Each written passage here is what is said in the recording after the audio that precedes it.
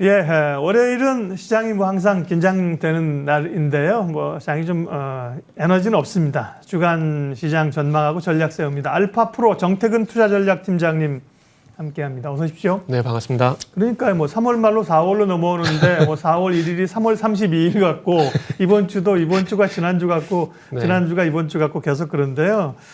이번 주 전반적인 전망 어떻게 하세요? 그러게요. 그 말씀하신 것처럼 어제가 오늘 같고 오늘이 또 내일 같이 될 것 같다는 느낌이 네. 들어서 저도 참 무슨 말씀을 드려야 할지 좀 난감한데요. 네.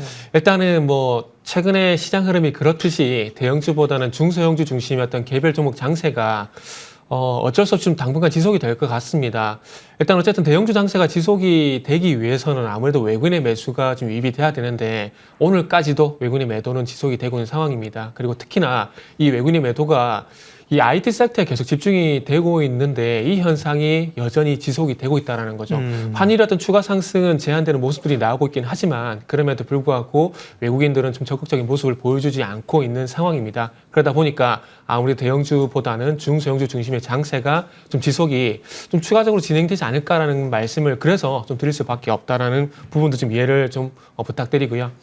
코스피 지수는 그로 인해서 지난 1월 달부터 지속이 되고 있는 2620포인트에서 2740포인트 구간 사이에 이 소위 말하는 박스권 흐름이 진행이 되게 되면서 위쪽도 아래쪽도 아닌 참 방향성이 모호한 그런 장세가 좀 지속이 될 것 같습니다. 하지만 그래도 좀 다행이라고 생각이 드는 것들이 하락이 나오지 않고 어쨌든 시장을 받치는 힘들이 계속 있다라는 것들은 정말 다행이라는 말씀 드려야 될 것 같습니다. 네. 어쨌든 하단을 좀 지지를 해주고 있기 때문에 그래도 중소형주 중심이었던 매기는 살아있기 때문에 그런 부분들은 뭐 상당히 좀 긍정적이다라는 말씀 드리고 싶고요. 그러다 보니까 서두에 뭐 중소형주 중심의 개별 종목 장세 언급을 드렸지만 이슈라든지 테마 중심의 개별 종목 장세 대응을 계속 해야 될 것 같습니다. 오늘도 저는 개인적으로 우크라이나 테마가 좀 빨리 식었으면 좋겠다라는 생각을 하는데 오늘도 비료라든지 뭐 우크라이나 관련 테마들이 여전히 강세를 보이고 있는 상황입니다.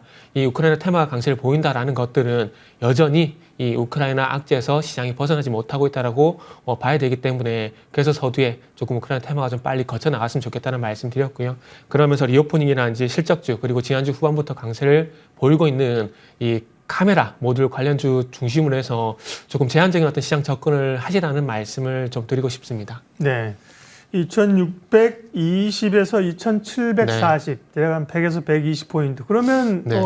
밀릴 때 조금 자신감 갖고 사고 네. 올라올 때 흥분하지 말고 좀 팔아주고 뭐 이렇게 네. 갈 수밖에 없겠네요. 네, 그 부분도 말씀이 맞는데 지금 네. 대형주가 그런 현상이 나타나면 정말 좋을 것 같은데 대형주가 또 그렇지 않다 보니까 이게 지금 제가 조금 전에 리오프닝, 실적주, 카메라 모듈 이걸 좀 말씀드렸는데 그러니까 지금 최근에 시장에서 움직이는 섹터는 속된 표현은 좀 빤합니다. 뭐 리오프닝, 네. 우크라이나, 맞아요. 그리고 정책 관련주 이런 것들이 중심으로 해서 뭐 지난주 카메라 모듈 정도 현재 추가가 되는 상황인데 그 외에도 뭐 간헐적으로 강세를 보이는 것 좀 제한을 좀 하도록 하겠습니다. 대표적으로 이 세 개 섹터 강세를 보이고 있는데 이 세 개 섹터가 소위 순환매 방식으로 돌아가면서 강세를 보이고 있는 상황이기 때문에 대형주 박스권 대형보다는 중소형주 중심의 어떤 방금 말씀드린 테마라든지 이런 섹터들 중심으로 해서 다음 순환매를 기다리는 그런 좀 인내가 필요한 매매가 좀 필요하지 않을까라는 말씀 드리고 싶습니다. 그래서 조금 매수하시고 난 다음에 종목이 좀 움직이지 않는다고 하더라도 다음 순환매는 분명히 오기 때문에 조금 관망하시면서 좀 인내를 가지자라는 말씀 좀 드리도록 하겠습니다. 네, 시장 이슈 체크하겠습니다. 중국의 봉쇄 때문에 중국이 계속 좀 사실 부정적인 이슈로 작용을 하고 있잖아요. 네네. 그런 가운데 중국의 이제 금리 인하, 유동성 확대 기대감이 있었는데 지난 네. 15일에는 대출 금리 좀 내릴 줄 알았는데 동결했고요. 추가적으로 이제 금리 인하 가능성은 좀 남아 있나 보죠, 중국이요? 네. 근데 저는 개인적으로 안 할 가능성이 좀 높다라고 그래요? 생각을 예. 하고 있는데 올해 들어와서 제가 중국 인민은행의 어떤 그 통화 정책들을 좀 한번 훑어봤는데 일단 금리 조절보다는 유동성 공급으로 조금 방향을 좀 선회를 하는 것 같더라고요. 그러니까 적극적인 어떤 시장 개입보다는 온건한 통화 정책 이게 핵심인 것 같습니다.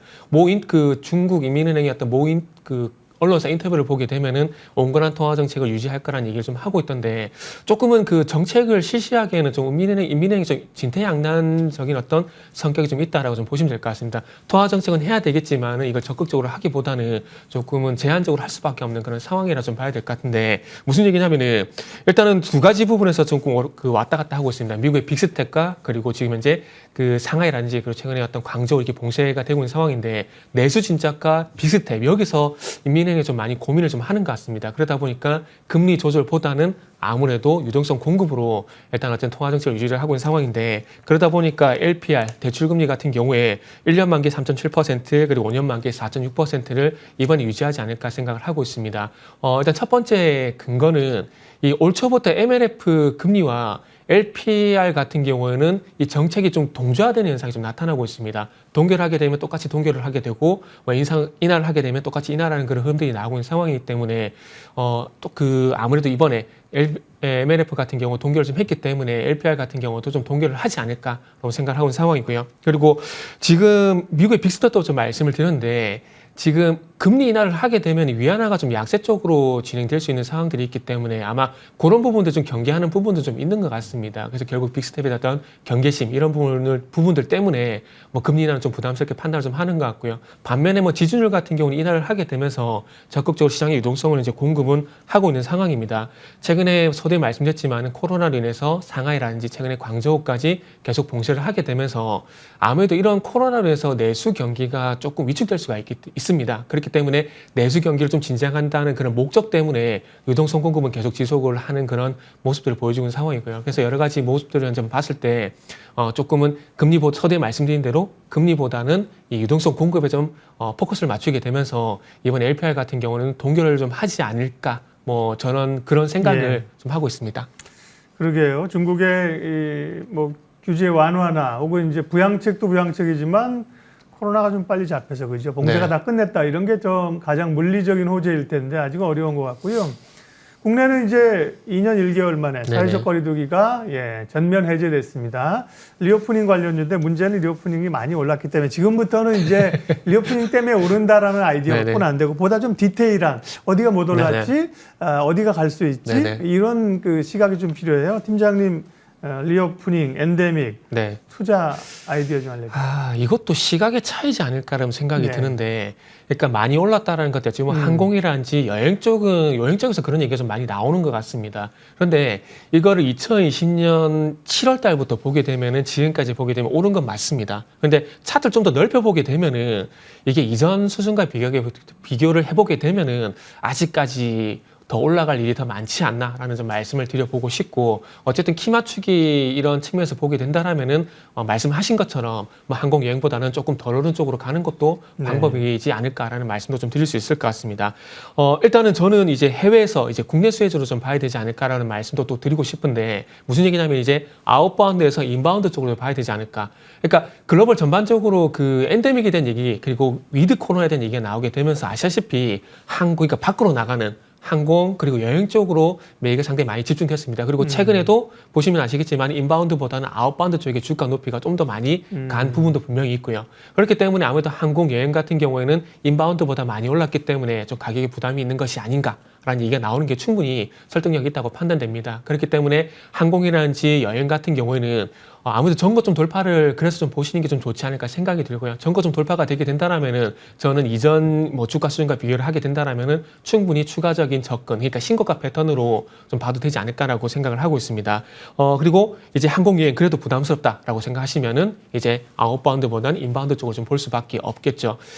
이런 부분들을 보게 된다라면 아무래도 이 복합 쇼핑몰이라든지 백화점이라든지 마트 이런 것들을 가지고 있는 유통업체를 좀 볼 수밖에 없을 것 같습니다. 뭐 소위 알고 있는 롯데쇼핑이라든지 신세계라든지 이마트 이쪽 좀 볼 수밖에 없는데 요 종목들 같은 경우는 아무래도 항공이라든지 여행 쪽보다는 주가 높이가 좀 낮은 상황입니다. 그리고 이제 앞으로 거리두기 해제가 전면적으로 계속 진행이 되게 된다라면은 앞으로 주가 상승도 충분히 기대가 되는 업종 그리고 섹터라고 좀 볼 수 있을 것 같고요. 그리고 최근에 어쨌든 이 주말에 사람들이 상당히 좀 많았었는데 이렇게 본다면 외식 물가 상당히 많이 올라갔거든요. 그렇게 본다면 신세계 푸드 같은 기업들, CJ 프레시웨이 같은 기업들 네. 이런 기업들도 좀 봐야 되지 않을까라고 생각을 하고 있습니다. 그뿐만 아니라 지난주 금요일 날 이제 드디어 빛을 보기 시작했던 영화 관련주들 이쪽도 한번 보시면 좋지 않을까 생각을 하고 있습니다. 그래서 주가 높이에 따라서 분리를 해보게 된다라면은 아웃바운드보다는 인바운드가 조금 낮은 상황이다라는 말씀을 드릴 수가 있을 것 같습니다. 네.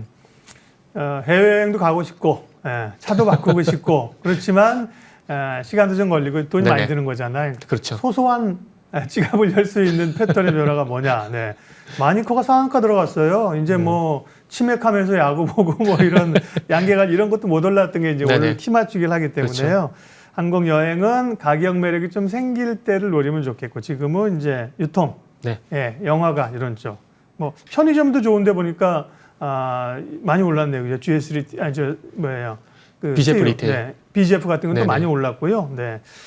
백화점, 유통, 영화 이런 쪽에 저가 매수 전략들 말씀하셨습니까? 이제 아이디어 싸움이라니까요. 투자 아이디어 싸움. 어디가 이제 못 올랐지, 어디가 됐지 네네. 이런 건데 몰리게 되면 확 그냥 매수가 그죠. 그렇죠. 종목도 가볍고 네네. 말씀하신 것처럼 주말에 뭐 북적거리기 시작하면 사람들이 그냥 네. 한꺼번에 늘어나니까. 네네. 네. 다음은 이제 조선주 얘기 좀 하겠습니다. 네. 조선주는 그동안 사실 조선주는 미스테리예요. 뭐 몇 년 동안 수주를 엄청 받았다 그러는데 주가는 못 오르고 그러죠. 네네. 그러다가 이제 지난주부터 이제 강하게 좀 움직이기 시작하는데요.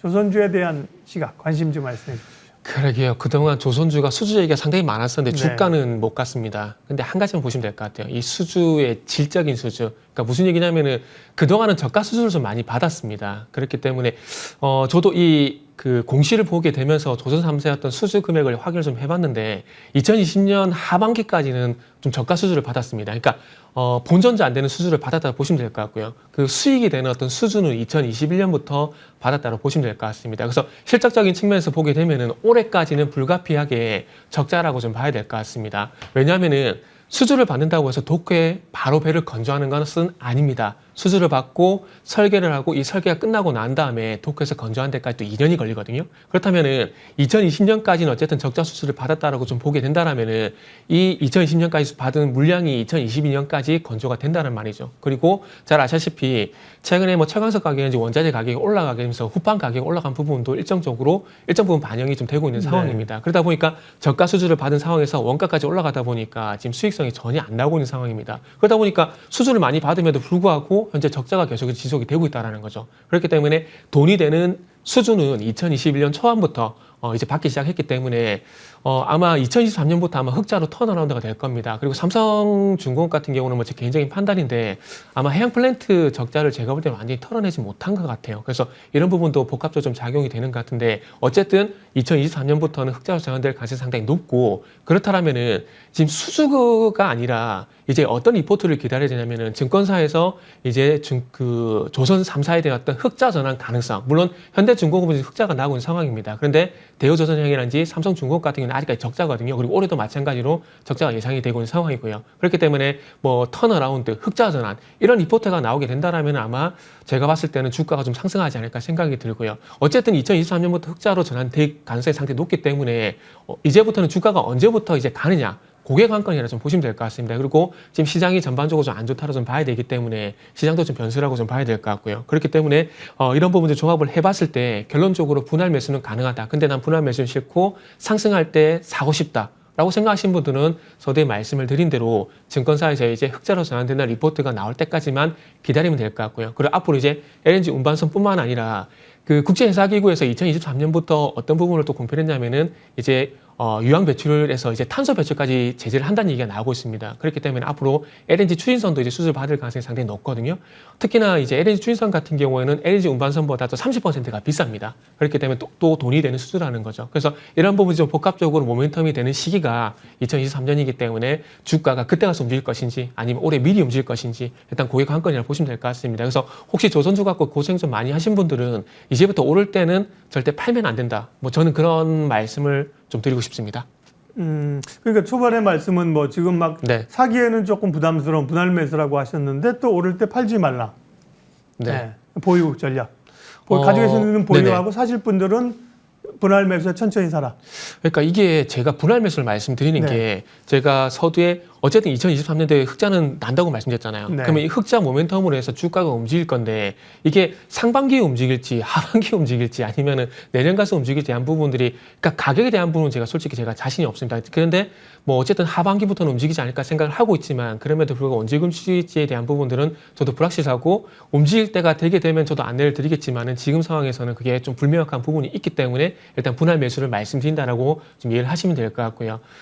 그리고 홀딩에 대한 부분들은 이게 어찌 보면 이제부터는 이제 반등식 매도가 아니라 이 업황 사이클상 봤을 때 어쩌면 초입 구간일 가능성이 상당히 높다라는 거죠. 그렇게 본다면 좀 장기적인 관점에서 주가가 계속적으로 그러니까 2007년을 한번 예를 들어보게 된다면 그때 당시에 2003년부터 2007년까지 조선주가 꾸준히 올랐습니다. 그래서 이거와 비교해 보게 된다면은 아마 2007년도 대세 상승 이전기는 어떤 초입 구간일 가능성이 상당히 높기 때문에 지금부터 매도하는 건 조금 이게 소리어 실수가 될 가능성이 상당히 높기 때문에 그래서 홀딩 전략을 좀 말씀드린다라고 좀 보시면 될 것 같습니다. 그래서 제가 모두 오르른다 헷갈리게 드리려고 하는 건 아니고 네. 그 시기에 대한 부분이 좀 불명하다 보니까 이렇게 조금은 상반된 의견을 좀 드렸다라고 생각하시면 될 것 같습니다. 예. 그러면 뭐 기본적으로 강세장이 아니기 때문에요. 네. 된다, 가자, 싫고 이건 아닙니다. 지금은 어쨌든 간요.